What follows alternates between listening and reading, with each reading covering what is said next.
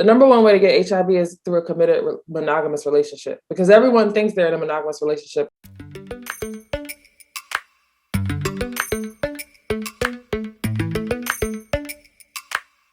Well, hello, my friend. How are you? You have come to the right place. Yes, this is the right place. It is the Life and Faith Chats podcast, where we use the Bible. And your Bible might be on your phone as a phone app, but we open it, we read it to inform us, to check. We want to find out decisions made by biblical characters, and we want to learn life lessons. This podcast also has interviews to enlighten and inform us so that we choose the life that God destined us and purposed us to have. Welcome. My name is Joy. I am extra excited today because we have a very special guest in the house. We have a doctor in the house. And the doctor that we have, I happen to know her, and I'm just so proud of her and so proud to introduce her to you. Her name is Dr. Joy Cooper. She is a practicing gynecologist in Oakland, California. She is also founder and CEO of Our Culture Care.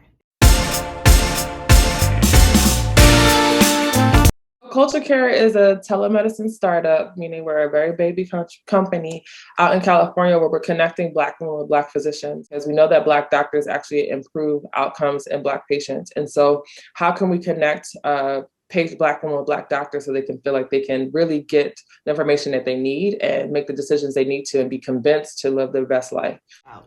She will be sharing some fascinating information about our bodies. So come along. Get ready, even get a notepad to take notes. You will want to hear what she has to say. Just so you know, this is a two-part chat.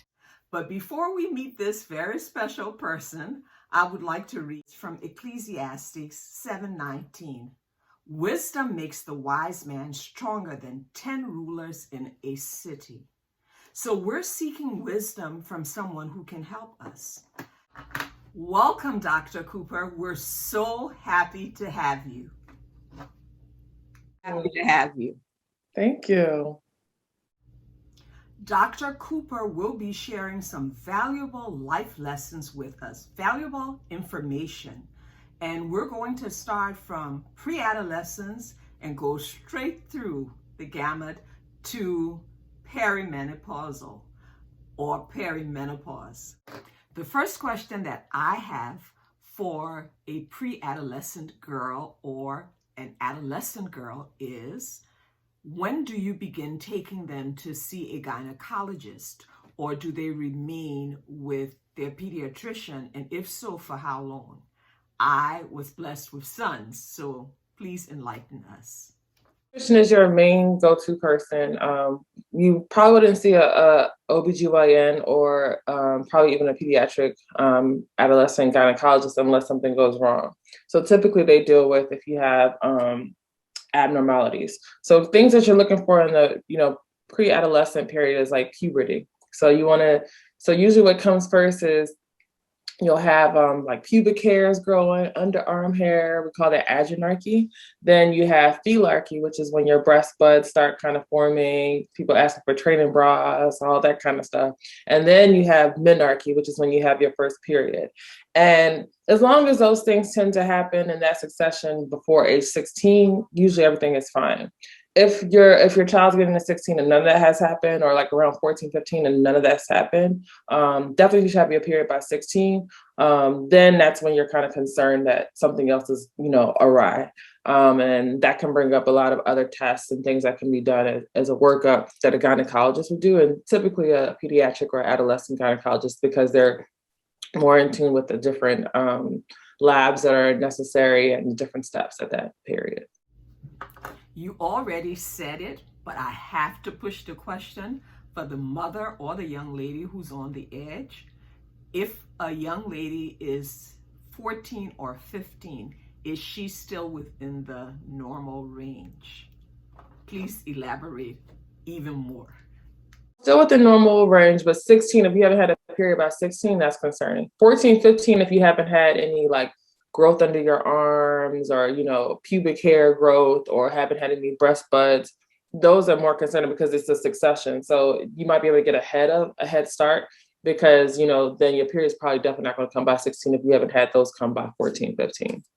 Okay. All right. These things are important. That's why it's important that, parents should have open, honest conversations with their children about their bodies. And, just like we're saying, the body is simple. As a guardian, that's your job to also protect your children's body. Definitely in terms of how they develop and grow and being able to feel comfortable enough and making them comfortable enough to have conversations to talk about those things. But even more so, I'll take it a step further, that if someone's violating their bodies, that they should be able to tell you and not feel scared to tell you, because these are also things that children are victim of that we don't talk about, especially in our community. This is some great information. And thank you so much for sharing that about your child being comfortable enough to come to you. Yet another amazing life phase. Now, during this period, the childbearing age should a woman be taking special vitamins and supplements? This is whether she wants to have a baby or whether she has just had a child. What should a woman during this phase of her life, what are some good, valuable information that she needs to know? I'm mainly thinking about the prenatal vitamins that women are given when they're pregnant, and those things are good. They grow your hair, they do all kinds of things. So what should a woman be taking? All the women's vitamins have the prenatal stuff in it. So, if you take a women's vitamin, that's fine. I'm not a big vitamin person. That's just my big thing, is just because I think it's a good market to like take money from people. Really, we need to, as Americans, eat healthier and make sure that, because I think the problem with the American diet is that we don't eat a lot of leafy greens. We don't eat a lot of colorful vegetables, because that's how you get all those different vitamins. I'm always a big proponent for getting it in your diet, not necessarily supplementing it. So the more, diverse foods you eat from the ground, in your own diet, the less you'll need all these different vitamins. That said, there are some things like vitamin D that a lot of us are deficient in, especially with the pandemic. No one's been outside in the sun to absorb the vitamin D. So that's a vitamin that people typically will say, people are deficient in. But a lot of those vitamins we can get, from our diet. So don't be scared to eat healthy and protect your body. Very, very interesting. The thing is to just make sure your menstrual cycle is regular. So, childbearing age covers a large range of ages. So it ranges from like 16. Yes, you can get pregnant at 16. I don't think Mary was, a grown woman at 36, like when I had my child, having a baby, so it ranges from 16 all the way up to like 40, 45. So it's a large range in terms of, what happens then. Your menstrual cycle is your biggest vital sign. It tells us if your hormones in sync, and that goes for your thyroid hormone, hormones in your brain, all these different types of hormones. The best test to tell if everything is fine is your period. So if you're having a menstrual cycle every 21 to 35 days, then that's good. You're having a regular cycle. But if you're having it too frequently, less than 21 days apart, more than 35 days apart, that's concerning. And really, you want to just keep a diary, of like when you're having a cycle. And that's a good habit, even to teach your children or your daughters about, make sure you mark down when you have a cycle, just so you can keep track, so that when something happens, you can say, oh, was it this month, or has it been going on for a long time?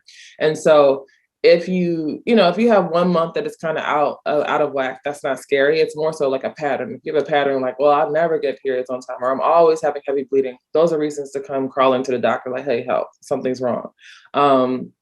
In terms of testing, the pap smear is like, one of the greatest, interventions we've had since the 1950s. However, things have changed recently. I always call myself a millennial doctor. When I was coming up, things are a little bit different from how it was in previous generations. So when I was in medical school, they changed the pap smear so that it's not just a a pap test where they look at cells under the microscope. Now it's also an HPV test. Now I tell patients, when you know better, you do better. We know that HPV, human papillomavirus, is the virus that causes cervical cancer. So if we test for human papillomavirus and test your cells under the microscope, we can, limit how much testing we have to do. So if you're over 30 years old, all they need is to do that test every 5 years. If it's negative, nothing to do. We don't have to do tests every year like we used to. And the children that are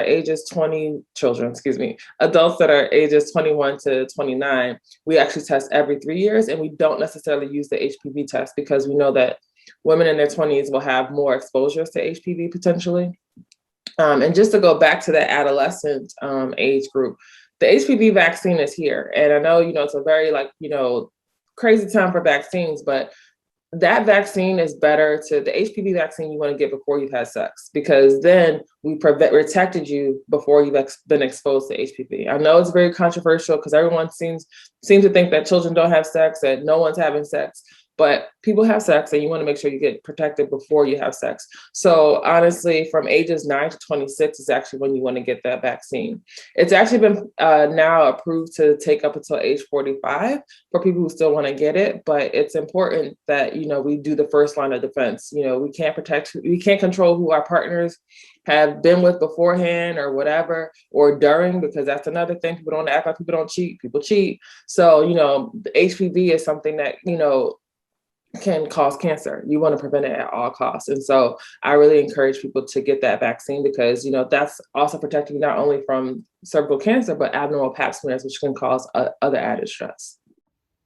Wow. You are giving a wealth of information. What can I say? Thank you. Allow me to role play, please. Okay. My child is not having sex. They're only 15. We've talked about it. They say they're not having sex. Is it necessary for me to give my 15-year-old this shot when they're not having sex? Precaution. It's it's just like, your child's not going to get measles. So no, you don't know. You just really don't know. And the thing is, don't even think about yourself protecting your 15-year-old. Think of you protecting your 30-year-old child who is married with a partner who, the thing is, people don't understand about STDs, especially with HIV. The number one way to get HIV is through a committed monogamous relationship, because everyone thinks they're in a monogamous relationship until they realize they're not. Boom. And so. Wait a minute. Roll back. Say that again. Sex worker is not just being homosexual. It's actually, for women, it's actually being in a monogamous relationship. We can spend most of our time acting like, oh, it's not me. It's not. And especially Black women in the United States, like that is the way that people get, and we don't talk, a lot about, how people get STDs, but I see it all the time where it's like, oh, I don't understand. Like, I've only been with my husband, but we don't know who your husband's been with. And so really, when we start talking about prevention, especially with the HPV vaccine, it's not just protecting your 15-year-old child. This is something that is like, going to give her lifelong immunity against something that can, that really, it decimates our community. I've had patients who were in their 30s who died of cervical cancer. And so really, you're protecting them when they're older. It's not about them being a teenager. It's not, because no one's going to pass on your 15-year-old. We don't do that. So really think about what you're protecting their future. And that's what we all want for our children, right? Loads of wonderful wisdom nuggets. And now we've reached the legacy years. And by the way, this chat was not for women only, because you have wives, you have sisters, you have mothers, you have friends. It was for all of us. Dr. Cooper, tell us about the legacy years. So perimenopause can start anywhere from ages 40 on up. It's different for everybody. The best person to ask are your sisters or your mother about when they went through menopause. And again, it goes back to communication. We need to stop being so secretive about, Wait. And we're stopping. I know you don't want me to, but I told you it's a 2-part chat. We will continue with this chat, just not on this one. You got to come back, my friend. Thank you, Dr. Cooper. Welcome. Thank you for the opportunity. I'll see you soon. Peace.